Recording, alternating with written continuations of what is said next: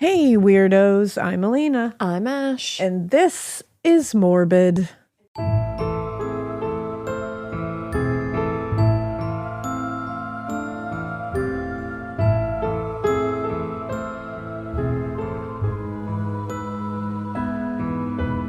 It's Morbid in the morning. So hey, it's Morbid in the morning. Oh, did you just hear my jaw crack? Yeah, your jaw needs to be taken care of. No, I have a think. reckless jaw. I think You have a honestly, lawless jaw. somebody should probably like wire it shut for a little bit. Honestly. But my whole job is talking and it just wouldn't work It's out. rough. It's like snaps a lot. Yeah, I was feel just like bad. just doing a little stretch and it was like, you should hear it when I eat a bagel. It's even crazier. Oh, damn. It's nuts. Well, you have heard it, but I have. It's true. you listener out there, You you have may not. not have. I don't know your life. I don't know your life. I don't know your life, but I do know a candy store that you should go to in Salem. Yeah, and it's not an ad. No. It's just we like to pass on stuff to you. We went to Salem the other day. We got to hang out with our twin flame, Ryan Lil Washington. Go download Ryan's music. Go Yeah. buy Ryan's books. Go give him a high five. He's a lovely, lovely, magical, enchanting human being. It's the best. And so is his husband. yes. We love them both. Yeah. We had a wonderful time in Salem with And their them. friends. Yeah, and their friends are great. Like it was a great day. We had a whole day. And we met a lot of listeners. So if we met you, what's up? Yeah, while we were We in hope Salem. you had a great day in Salem. We met somebody it was their first time in Salem. I hope you Yeah. had the best time. Yeah, hell yeah. Hell fucking yeah. And we also met Marnie. We met Marnie, and Marnie is the owner of the Curly Girl candy shop in Salem. Which we always pass by there. It's right near like House Witch. Right near like Essex Street. It's like right off of Essex Street. Yeah. And I always am like, oh, we should pop in there. Like, I want to Yeah. get some candy. And we were going to this last time. Yeah. Because we ran into Marnie. She introduced herself. And we were planning 100% on going into the candy store. But then we had kid stuff pop up. Yeah, I had to get to after school activities, and we had timed it so that I could get home for that, so I could drive them to after school stuff. And the traffic shifted. And suddenly it was going to be like a 2-hour drive home. And we were like, holy shit, we got to leave. That's one thing about Salem. I love going to Salem so much. But like The traffic, man. from 2 to 3, the traffic shift is nuts. Yeah, you either have to leave there very early or later. Yeah. There's this one stretch of time where you're going to be in trouble. Yeah. But Marnie, we will be back and we will come We buy love the Marnie. shit out of some of your candy. Love Marnie. Go to the Curly Girl candy shop because it looks so fucking cool, and we're definitely going when we come back. Yes. And bop into House Witch and get your aura read because we did that with Ryan and his husband and the two of us. And it was very fun. Very insightful. Very like, yeah, was very fun. insightful Yeah. is definitely the best way to describe it. And we also stopped into Nocturne, which is one of my favorite stores. Oh, And we met Cody Crowley, who you might know her on like TikTok. I think her TikTok and like Instagram is under Spirit bored. Bored, but Bored. Yep. Her name's Cody. She's also an author. She wrote her debut novel was Here Lies a Vengeful Bitch. Amazing. I just got it. I'm Yeah. so excited to start it. Amazing. So she's a great follow. She's awesome. So definitely if you're looking for some fun follows. She gives you a lot of information about Salem too. On her TikTok, she gives you like historical information, touristy information, the best kind of like little hidden gems. That's the best. She gives you like spooky little stories. She's very entertaining. She's got the vibes of Ty from Clueless. Yes, very much like a spooky tie. It's literally a spooky Ty. I think she's so fun. So yeah, it was really cool. We met a lot of cool people. and Yeah, it was, good vibes all around. We needed it. We We needed did a little need it. like Levity. hooky day. Yeah, a little hooky day. I mean, it was a our little day off levity. anyway. We didn't actually really play hooky from anything, but No, we can't. we're actually not allowed. But with all that being said, With that's all all that. that's all the business we had, right? Yeah, it was just good business. It was good business, but we have kind of a pressing case today, and this case is, it hits close to home. I had this fucking phenomenal mentor when I was in like my very early hair days, when I had just started at like this main salon. Yeah. I had this mentor, Timmy, and he took such good care of me. And unfortunately, his uncle was killed years and years and years ago. And now his uncle's killer is possibly going to be up for probation, which is pretty scary. That's always not great. Yeah, it's pretty scary too when you hear the details of this case. Ooh. So let's get into it. This is a pressing matter. When we get to the end, there's like some petitions going on and stuff that... Just trying to get some ears. Yeah, we want to get some ears, some attention on this. Timmy's family is really trying to do whatever they can to keep their loved one's killer behind bars, and I don't blame them. Yeah. So let's get into it. In the spring of 1988, 19-year-old Robert Morganti was living in Brockton, which is a suburb about an hour outside of Boston. And at the time, he was supporting himself as kind of a low-level cocaine dealer. Mm-hmm. At the time, a lot of the product that he was selling came from Jeffrey Tessier, who was one of his runners, quote unquote, who basically helped him break up large amounts of cocaine into smaller packages, and then they would go distribute it. Okay. On May 10th, 1988, Robert Morganti had actually run out of cocaine, so he called Jeffrey in order to get some more. But Jeffrey told him he too was dry, didn't have any. But Jeffrey said he did have a source that he was willing to connect Morganti with in order to resupply. Jeffrey's connection would have completely solved their problems, but a few hours later, Morganti called to say that this connection was also out of cocaine. So sensing an opportunity to make some quick cash and thinking very interesting thought pattern here, Jeffrey Tessier devised a scheme where he would, quote, trick Morganti into paying him for what Morganti would mistakenly believe was 1/4 kilogram of cocaine. Oh, no. That's a terrible fucking Yeah, claim. that's not a good idea. He's obviously not the first person to ever rip off a drug dealer, but it does remain unclear how or why he thought Morganti would readily accept a look-alike powder and would then distribute that look-alike powder without verifying its legitimacy at all. Confusing. Like, that's never going to happen. No. But for whatever reason, he returned Morganti's call that evening and told him he found another hookup and that they could go to the new supplier's house that night, pick up the drugs for what would end up being about $10,500 at that time and what would be almost $29,000 today. Okay. Based on court records and just like human logic, it's pretty reasonable to assume Jeffrey had not fully thought out this plan. No. This was very impulsive. Yeah.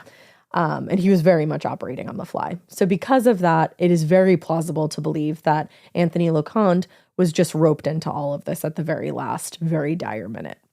But either way, that night, Jeffrey Tessier, Robert Morganti, and one of their associates, Brian Madden, drove to LoConte's house. And when they arrived, Tessier told the two men to wait in the car while he went inside to pick up the drugs, which were not drugs. So because Anthony LoConte was ultimately killed that night, we only have Jeffrey Tessier's testimony to rely on to fill in the gaps of what happened next.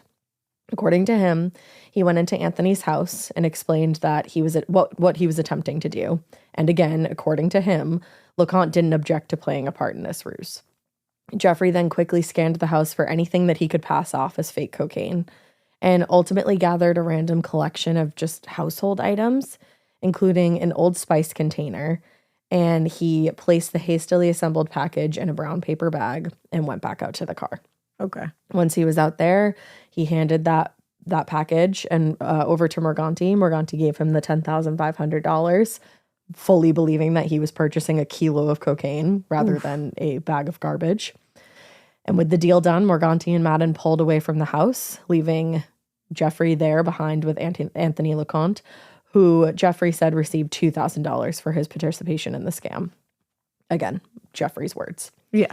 Not surprisingly, a seasoned drug dealer, Robert Morganti, wasn't fooled by getting a bag of deodorant. Yeah, that's not shocking. And was pretty pissed that he had just paid over $10,000 for a bag of garbage.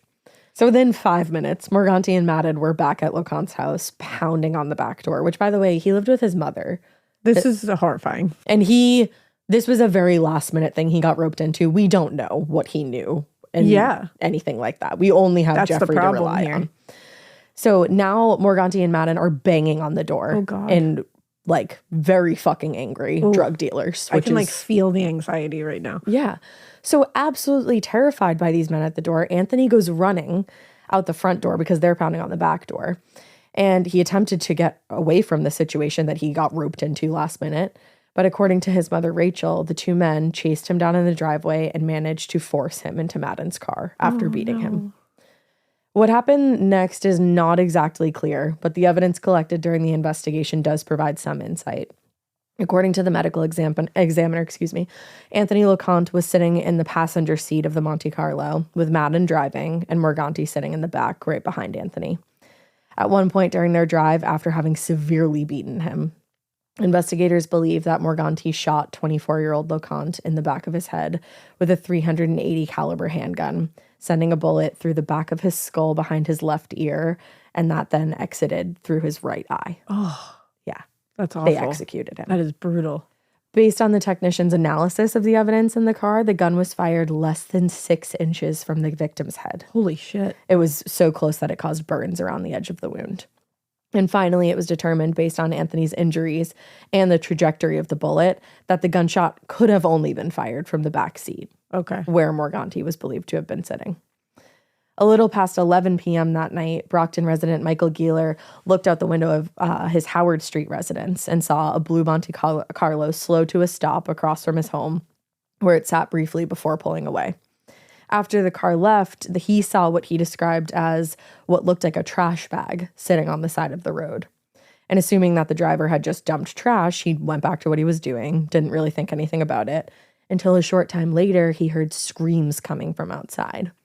By that time, a passing driver had also seen what they thought was an object on the side of the road, but they stopped to investigate. And that's when they found Anthony LoConte unconscious and badly bleeding. Holy shit. They just dumped him on the side of the road. And he was only unconscious. He had not died yet. Oh my God. So Geeler called for an ambulance and emergency responders arrived a few minutes later. At first, they couldn't tell because he was so badly beaten and, you're unrecognizable after that kind of gunshot wound. Emergency responders believed that Anthony had been the victim of a hit and run accident. Holy shit. Since he was covered in blood and the exit wound above his eye wasn't recognizable, I think probably because due to swelling. He was still actually breathing and did have a weak pulse, but a short time later, he did pass away at the hospital. And later that day, when the autopsy was conducted, that's when they discovered the bullet wound over his eye and the back of his head. And his death at that point was obviously deemed a homicide. This was devastating to his family. Anthony LoConte was born in December of 1963 to Coast Guardsman Albie and line worker and former model Rachel LoConte. They are a beautiful couple. Obsessed with them. My friend Timmy's grandparents. And he sent all these old pictures of them on like their wedding day and everything. They had all these children together. They're a beautiful family. Anthony was the fourth of their 5 children, and he was absolutely adored by all of his siblings and even his extended family. Growing up, he loved to watch Batman and Robin with his brother Alan. Aww. He loved to dress up, and they would pretend to fly around the house like superheroes. Him and his sister Marie would do that. And he also loved the cartoon Go Speed Racer Go. He loved it. Race cars, motorcycles, anything like that. He and his brother Alan would go to concerts all the time. Alan said they went to AC/DC, Foghat, Blue Oyster Cult. Oh my God. And they would sneak up to the front rows together whenever they could. I love that. And they had a great time together. And music definitely played a big part in the whole family's lives. All of Anthony's siblings remember dancing around with him. They remember just spending days hanging out in their rooms listening to new records. Aww. He gave one of his sisters a cassette or like a 45 of Prince's Purple Rain. Oh my God. And she still has it to this day. She won't part with it. Oh, of course. But one thing that every family member recalls, and I just think this is such a sweet memory, the family went on a cruise to the Bahamas together, and Tony was only about 7 or 8 at the time. But he got up on stage on the cruise, and they all said that he performed Frank Sinatra's You Make Me Feel So Young with the ship's band. Shut up. Just like got up there and sang for everybody. Amazing. And the crowd gave him a standing ovation. Of course they will. And everybody has that memory of him. Oh, I love that. It's really sweet. Anthony's sister Susan told us, "What I want people to know about Anthony was that he was a kind and loving brother who didn't have much, but shared what he did have. He would always put others before himself. He was an advocate or big brother to many kids in the neighborhood. He always loved the holidays. He would go to the neighbors' houses and celebrate their traditions and eat with them. He loved playing with the children and would stick up for others that were being bullied. Just the other day, while getting an oil change, a man came up to me and asked me if I was a LoConte. He told me the story of him being bullied and how Anthony stepped in and told the other kids to leave him alone, and they never bullied him again." There's so few people are like that. Yeah. So to like lose somebody that's like that Yeah. in such a horrific way is like Heartbreaking. devastating. Tragic. Like yeah. you don't find people like that. No, to just go out of their way. Yeah. And probably for somebody he like knew. Yeah. Like just like kind of offhandedly, knew or you know? just whatever. Like a lot of people won't stick up for people. No. They won't put their own nose, like it's a lot of people will just kind of walk away and let somebody else deal with it. But look at how significant it is when you actually do go out of your way and stick up for somebody. People that remember man it. went up to his sister however many years later, Yeah. like 40 years later, and still remembered That's that. the thing. People will remember just like the smallest acts of kindness that you will do or just going out of your way to like make them happy or make something better for them. And people will remember the other way. Oh, absolutely. And which way would you rather be known for? Being the bully and being the person that made someone's life awful? No, or brother. being the person that stepped in and like made things better? And it's easy. It's It so easy. It doesn't take too much. Yeah. Just do it. But everybody has fond memories of Anthony. It sounds like it. His niece, Amy, also has the fond memories, especially about going to visit him while he lived with her grandmother when she was young. She said, my Uncle Tony, he had old Hollywood movie star looks. I was just about to say, he is does. incredibly handsome. He does. He actually, did you meet Timmy when I was working at the salon? I think I briefly met him, I'm pretty sure. Timmy looks like his uncle. It's I was going to say they are very similar. Like, Timmy's very handsome. Timmy's very Hollywood star looking. Very like striking. Very striking. Yeah, and he looks like he could be in like one of those cool old movies. Like you could see him in like a full suit. Yes, absolutely. All like dappered out. Or like driving a fast car. Yeah. She said he was absolutely stunning. Agreed. Yeah. He was over 6 feet tall with dark hair and dark eyes. The ladies loved him, but he only had eyes for a couple ladies. And the number one lady was his mom. Oh my God. He was a mama's boy, a fearless brother, and the coolest uncle any little girl could ever dream of. Oh. She also remembered, of course, how devastating the loss of her uncle was for not only herself, but especially for his mom, Amy's grandmother. She said they had the most beautiful relationship. She broke when he was assassinated. I lost them both when he was murdered. She just got so quiet and so sad. I remember when I was going to give birth to my firstborn son, I came to Nanny and I asked her if I could name him Anthony. And she said she didn't think that was a good idea because it wasn't a good name for her son. So did I think it would be a good idea for him? Like she was so, not that she didn't love the name or anything, No, but she was like, worried, look like, does it what his carry fate something? was. Right. Yeah. Oh, that breaks my heart. It does. She's beautiful as well. Yes. Nanny. Oh, Nanny's wedding pictures. Stunning. Nanny was a star. Yeah. And Nanny and Albie. Yes. Damn. Gorge couple. What a couple. Gorge couple. I was like, wow. Yeah. Timmy, your family. Timmy, your family. Holy shit. But on a more serious note, going back to the night of the murder, according to court documents, sometime around midnight, Robert Morganti called his friend Travis Merritt and told him that he had, quote, gotten ripped off, something went wrong, and he had shot somebody. So Travis agreed to help his friend, and a short time later, Robert Morganti showed up to his apartment with blood still all over his face and all over his clothing. My God. During their conversation, Morganti repeated the story of what happened earlier that night, saying he didn't know the identity of the man that he'd shot, only that he thought he was involved in ripping him off for $10,500. And Morganti told Travis he had thrown the gun out of the car somewhere along Harrison Boulevard on his way back to the apartment. And he said his only priority in that moment was finding Jeffrey Tessier and getting his money back. Which is like, your priorities are fucked up. You just killed a man. Absolutely. Took a man's life. A short time later, the two men went to the home of another acquaintance, Gary Gamble, where they believed they'd find Jeffrey. At the house, Morganti apparently told Gamble, I just want my money. I killed the wrong person. Holy shit. So Anthony LoConte was just wrapped up in all of this. I just killed the wrong person. In a case of mistaken identity. It very much seems like Morganti thought he was going after Jeffrey or thought he was going after this like big deal cocaine dealer. And that was not Anthony. Holy shit. No. That's horrifying. And he knew it. He knew how badly he had fucked up, that he just killed somebody who wasn't involved in all of this. Wow. So as the men were talking, Jeffrey pulled up outside, and Morganti actually moved toward the door to confront him, but was stopped by Gamble, who insisted that he would go out and get the money back. I'm sure he was like, you've gotten yourself in enough shit tonight. Yeah. A few minutes later, Gamble returned and handed Morganti $7,500, which obviously he noted was a few $1,000s short, but he accepted it at that point, probably just ready to be done with the whole ordeal. Yeah. And they left Gamble's house in a cab. And the cab then dropped Morganti at the home of another associate, Joseph Valente. Morganti then explained to Valente that he'd been ripped off and had shot and killed one of the men he thought was responsible, but that he had killed the wrong man. And now he needed help in getting in contact with an associate in California because he was planning to flee the state. Wow. Which means he fully knew that he was in a whole bunch of shit. 100%. He had the full wherewithal to know that he needed to get the fuck out of Dodge because what he did was wrong. Yeah. And he was going to face some kind of trouble for it. Yeah. So while he was tracking down Jeffrey Tessier to get his missing money, Brian Madden was having a crisis of his own. Madden, remember, was driving the car that night. He hadn't been necessarily responsible for Anthony LoConte's murder and obviously didn't know it was going to happen. It happened very quickly. But like I said, he had been driving the car when Anthony was shot, and he also helped with dumping Anthony's body on the side of the road. He's an accomplice to murder. Yeah. So he's freaking out. And he calls his brother Mark Madden a little after midnight that night and briefly explained what happened and asked Mark if he could come over. After hearing the story, Mark did the right thing and encouraged his brother to report the shooting to the police, which Brian did end up doing shortly after hanging up with Mark.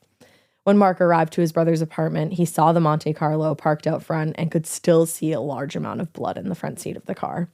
Inside, Brian was already speaking with detectives who had come to the apartment.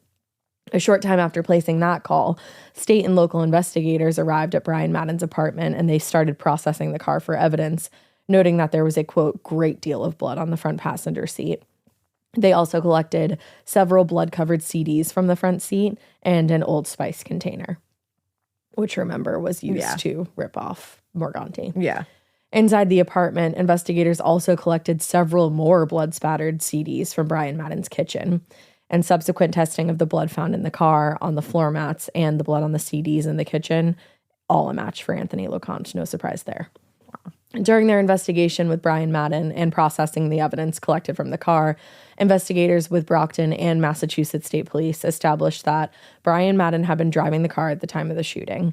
And forensic testing recreations of the shooting confirmed, quote, it would have been difficult to have fired a shot from the driver's seat at the angle indicated by the entrance and exit wounds. So they were able to rule him out as the shooter. Okay. And like I said, the evidence did indicate that the shot had been fired from the back seat, where we know Robert Morganti was sitting, making him the primary suspect for the murder. Based on the statements taken from Brian Madden, Jeffrey Tessier, and Joseph Valente, a warrant was issued for Robert Morganti's arrest on the afternoon of May 11th, 1988, for the murder of Anthony LoConte. But the problem was, at that point, by the time investigators managed to put all the pieces together, Morganti had already fled the state. He was gone. In the years that followed, investigators followed leads and tips from the public that brought them to Florida, Michigan, and New York in search of Robert Morganti.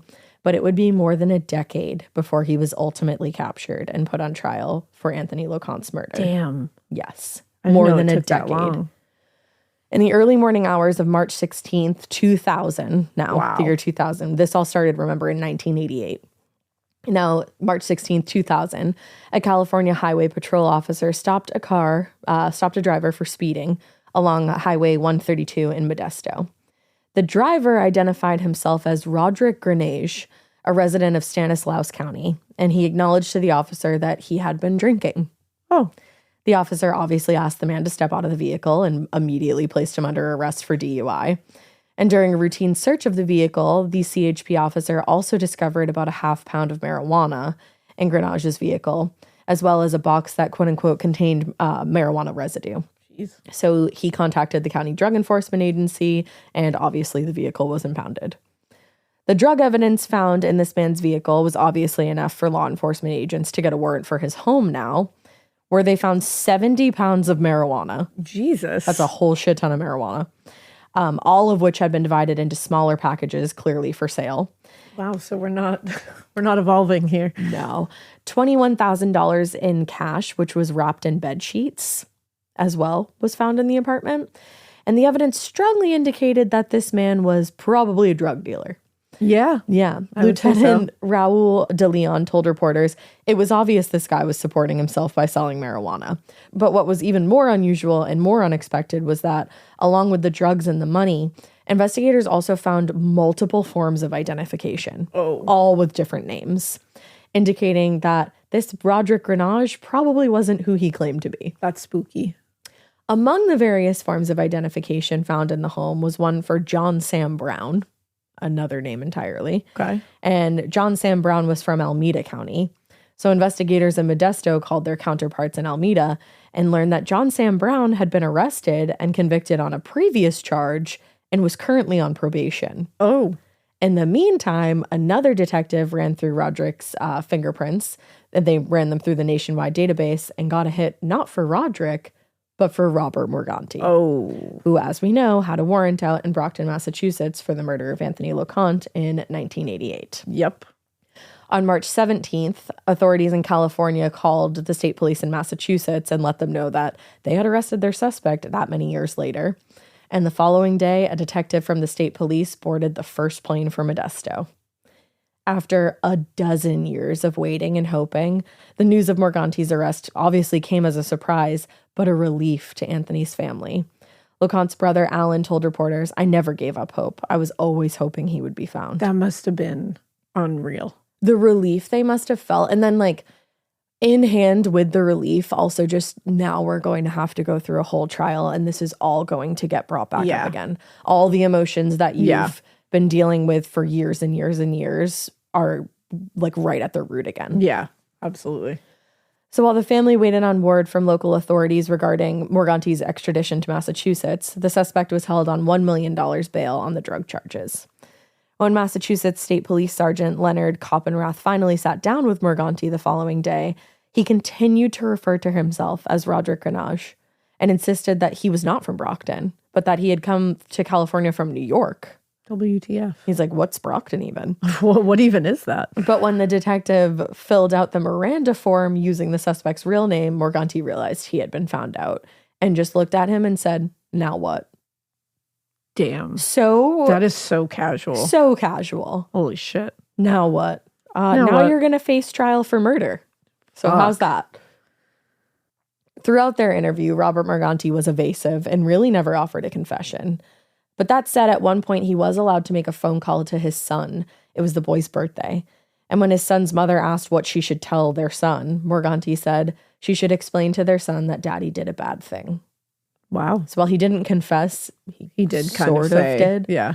At various points, he also wondered out loud whether it was wise for him to speak to detectives on the record, but he had already agreed to speak with them without an attorney, and he never directly recanted that approval or directly asked for an attorney. Yeah. So if you don't ask directly, they're not going to give you one. No. You gotta ask. You gotta ask. Morganti told the detectives that he hadn't seen or spoken to anybody from Brockton since he left in 1988, including his family. And although he knew many of the people involved in the LoConte murder case, he denied being responsible for Anthony's death. It wasn't him. No. He said. He said. I'm like, let's make that clear. Rather than press for a confession, though, Coppenrath began offering various scenarios in which Morganti might have found himself in that ultimately led to Anthony's death, but that tactic failed to elicit a confession still. A few days later, Robert Morganti was extradited back to Massachusetts to finally stand trial for the murder. Ultimately, he and Anthony's family would have to wait more than 3 years before the case was finally heard. But finally, in the summer of 2003, his trial did begin in Brockton Superior Court. At that time, he was charged with 1 count of first-degree murder with special circumstances attached for what the prosecutor described as deliberate premeditation and the extreme atrocity or cruelty, which, I would say so. Yeah. You shoot somebody in the back of the head after beating them. Yeah, that is extreme cruelty. Yeah, and banging down their mother's door. Yeah, I'd say so. Over the course of the trial, the jury was shown a large number of photographs of Anthony's body, which his sister Marie described as unrecognizable after Morganti had beaten him, shot him, and left him for dead on the side of the road. Oh, that's so sad. The jury also viewed Madden's Monte Carlo and were shown a recreation of the shooting to see where the parties were sitting when it occurred. Other evidence presented in court included the fingerprint evidence taken from the car on the night of the murder, as well as the fingerprint evidence that was collected when Morganti was arrested in Modesto and when they were able to confirm his identity. Oh, okay. And, all that. Yeah. So by far the most compelling aspect of the trial was the testimony from various individuals who had contact with Robert Morganti and Anthony LoConte on the night of the shooting. That included testimony from Travis Merritt, who told the jury that he had seen Robert Morganti with the same caliber gun that was used in the shooting, and Jeffrey Tessier, who claimed that he also had seen Morganti with the same caliber of weapon, in fact, on the day of the shooting. Oh. So that's something. Yeah. Similarly, Joseph Valente testified that Morganti had come to him in needing his help to flee to California. There was also a large number of witnesses who testified they heard Morganti say he had killed somebody. Oh. Most damning, however, was Brian Madden, who testified that he had been driving the car on the night of the shooting and in the courtroom identified Robert Morganti as the shooter. Oh, shit. Yeah. So there's piles and piles of evidence against a lot of one. evidence. On June 13th, 2003, after a brief deliberation, the jury returned a verdict finding Robert Morganti guilty for the murder of Anthony LoConte. Following his conviction, he was sentenced to life imprisonment without the possibility of parole. And when the sentence was passed, Anthony's father, Elby, openly wept in the courtroom, relieved that his son had finally received justice after more than a decade. But unfortunately, that relief would not last. In 2009, Robert Morganti's lawyer, Donald Harwood, filed an appeal on Morganti's behalf, alleging, among other things, that investigators had violated his rights, one, by admitting into evidence statements that were given more than 6 hours after his arrest, and two, not stopping the interview after Morganti suggested he should contact a lawyer. It doesn't work like that. Yeah, you gotta. Yeah, and I'll explain that. With regard to the first point, the statements made more than 6 hours after his arrest that were entered into evidence, Harwood is referring to what's known as the safe harbor rule, which provides, quote, that in the absence of exceptional circumstances, a statement made by a defendant more than 6 hours after his arrest shall not be admitted into evidence unless the defendant waives his right to a prompt arraignment. This provision was established to prevent law enforcement officials from delaying interviews for long periods of time to try to get a confession. Yeah. But in this case, the delay was a result of Sergeant Koppenrath having to travel across the country. Yeah. And even under those circumstances, the court found that the safe harbor rule had not been violated in this case. So that's good. As for the second claim, that his request for a lawyer had been denied, the court also ruled against Morganti.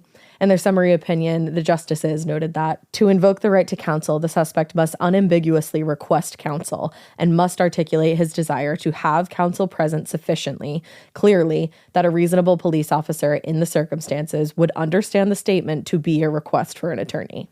You can't say, like, maybe I should have a lawyer. Or should I talk to you guys? Should I talk to you guys? Maybe I shouldn't talk to you guys. It has to be like, I want a lawyer and I'm not speaking until I have one. Yeah, black and white. Boom. You can't just be like, you can't speak in hypotheticals. Yeah, you got to be clear. So in Morganti's case, the justices concluded that it was perfectly reasonable for the interviewing officers to assume that he wasn't requesting an attorney, quote, thinking out loud that he might need a lawyer and might want to stop questioning until he spoke to a lawyer, which is not a sufficient invocation of his rights. No. So those attempts failed. Several years later, in late 2013, he appealed a second time, this time arguing that his rights had been violated during the jury selection process when the courtroom was briefly cleared of public spectators. The Sixth Amendment of the U.S. Constitution guarantees, as we know, a right to a speedy and public trial, which Morganti was now arguing had been denied when the courtroom was briefly cleared. In their finding, the court determined that, quote, during jury impanelment, the court officers closed the courtroom to all members of the public, as was custom practice at that time in court, and the defendant did not object to the courtroom closure. So they also concluded that, quote, all three attorneys were aware of their client's Sixth Amendment right to a public trial, yet none of them objected until 2007 when the issue began to emerge in cases tried outside of Plymouth County. So they saw it starting to come up and they were like, yeah, we'll try other places. Yeah. So the justices upheld the conviction on the grounds that the defendant had not sustained his burden of establishing his claim. With those two appeals, or three appeals denied at that point, it appeared that Robert Morganti would indeed be spending the rest of his life in jail. However, just about a month or so ago, in April of 2025, the LoConte family's world was completely upended when Anthony's now 92-year-old father received a letter from the Massachusetts Parole Board indicating that due to a recent state Supreme Court ruling, Robert Morganti could become eligible for parole in the very near future. And we've come across this before. The ruling in question was the outcome of Commonwealth versus Mattis, a January 2024 state Supreme Court ruling concluding that life sentences without the possibility of parole for offenders between 18 and 20 years old accounted to cruel and unusual punishment. We've talked about that before. Yeah. So now, and we've talked about it in other states. Yeah. Now it's happening in Massachusetts. And now the state of Massachusetts has started evaluating cases where the offenders were between those ages at the time that the crimes were committed and considering certain inmates for parole. In her press release following the ruling, Massachusetts Attorney General Andrea Campbell said, the justice system should give young people the opportunity to turn their lives around and fulfill their potential. Which, yeah, sure. Yeah, in for certain sure. cases, that's absolutely valid. Robert Morganti was 19 years old when he killed Anthony LoConte, and then he was able to live for another 12 more years on the run and didn't turn his life around. I think that's the difference here. That's the because like problem. I'm all for taking a look at cases and seeing if some changes have happened. Yeah, and, take you a know, look. all that stuff for sure. That's the whole point of imprisonment. That's what we say it's all the supposed time. to be that, like, you know, the rehabilitation to become a productive member of society. Right. But you got to look at each one. It's a case-by-case yeah, it's scenario. a case by case because some of them are just not going to fit that mold. No, and I don't think he does, really. Because during the time that he was on the run, he had warrants, multiple warrants in other states. He was still selling large amounts of drugs. When he got arrested for a DUI. I was just going to say. Which can kill someone. I literally I wrote in my notes, he's arrested for DUI, still endangering the lives of others. Yeah, that's endangering people. He had the opportunity to turn his life around, Yeah. and he hadn't. Mm-hmm. And on top of that, Marie LaConte said he showed no remorse when he was arrested. And Which is upsetting. He was an adult. He was in his 30s when he was arrested. Yeah. He never reached out to us. It would have given us some healing if he had. Mm-hmm. So that all matters. Yeah, absolutely. And while the state may see the ruling as extending young offenders the opportunity to turn their lives around, the LaConte family, just in this case, does not agree when it comes to Robert Morganti. Yeah. Anthony's younger sister, Marie, told a reporter for The Enterprise, "My heart breaks for my father. It breaks for us all. I'm so angry. We don't want to go through this again." I don't blame them. And she told us, "Losing Anthony shattered our hearts. His death didn't just affect us, it changed us. It's something we carry every day, a pain that does not fade. We miss his voice, his laughter, his energy, and the way he made us all feel safe and loved. Anthony LoConte was more than just a brother or a son. He was a light in our lives. And though that light was taken from us far too soon, its warmth remains. We love you forever, Anthony. You are missed beyond words." That just gave me so many chills, and I know. got a giant ball of cry in my throat. I know. I can't imagine losing someone that Meaningful. way and someone like Anthony. No, I can't. Like, I really can't. Like, I feel for this family so much. He 'cause- just seemed like such a, there were countless stories that Timmy was Yeah. able to share from all his family members, and I could never share them all. It would take like years and years because there were so many great stories of who he was. And a great thing to point out is he got to live 24 years. Mhm. Robert Morganti hasn't even been in jail as long as Anthony LoConte got to live. Yeah. Like come that's- on. Yeah. And again, he had the opportunity to turn his life around and he didn't. Well, that's, yeah. I think he was 34 by the time he got arrested. And for them to have to go through all this again and to open up all the wounds, to reopen to everything. have that relief and then have it kind of ripped off before it was able to even scab over, you know, like that kind of pain. I can't even imagine. I can't. And for his father to be 92 having to deal with this, 92 in poor health, like just finally got to see justice, and then now it got might be reversed. It ripped could away. possibly be reversed. yeah, it's like I can't. It's tough. Very upsetting. I feel for what they're going through. Very complex and very upsetting. Yeah. So as of now, Morganti is one of 209 inmates in Massachusetts who do possibly have a chance at parole. Oh, wow. Though members of the LoConte family are committed to doing whatever they can to make this not happen, to prevent this from happening. The family has picketed at the State House, and they are doing whatever they can to bring awareness to what's going on with Anthony's case. They also currently have a petition on change.org. There's almost 150 signatures. If you feel so inclined, we can get more. we could definitely get them some more. Yeah. You guys go fucking crazy over petitions. Yeah, you guys really bang it out with petitions. Sign this petition if you feel so inclined. We're going to include it in the show notes and post on social. Yeah. And just do what you can, you know. I always think, like, if the victim's family is this committed to it, that's who I take my That's cues who from. I stand with. Yeah, that's who I take my cues from. Absolutely. As of now, the Massachusetts Parole Board has yet to schedule a hearing for Robert Morganti, but one is expected to be announced in the coming months. So let's get those signatures going before that happens, because those signatures make a difference. This family going and picketing outside the State House makes a difference. And the fact that they are still working this hard for Anthony tells you who Anthony was and how much they care. You know, like it should, like, for them to be still, I mean, again, his father's 92 years old. Right. Like, come on. Yeah. And his siblings all have their own children. Their children are having their own children. They are still fighting for their brother. Still fighting for this. Yeah.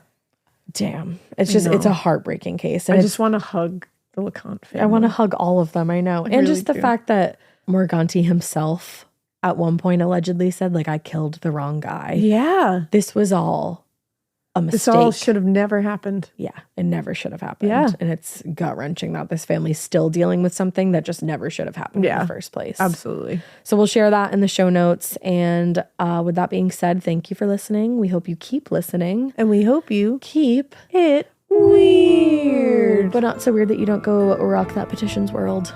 Rock it. Shine it. Put your Herbie Hancock on the petition. On the petition. On the petition.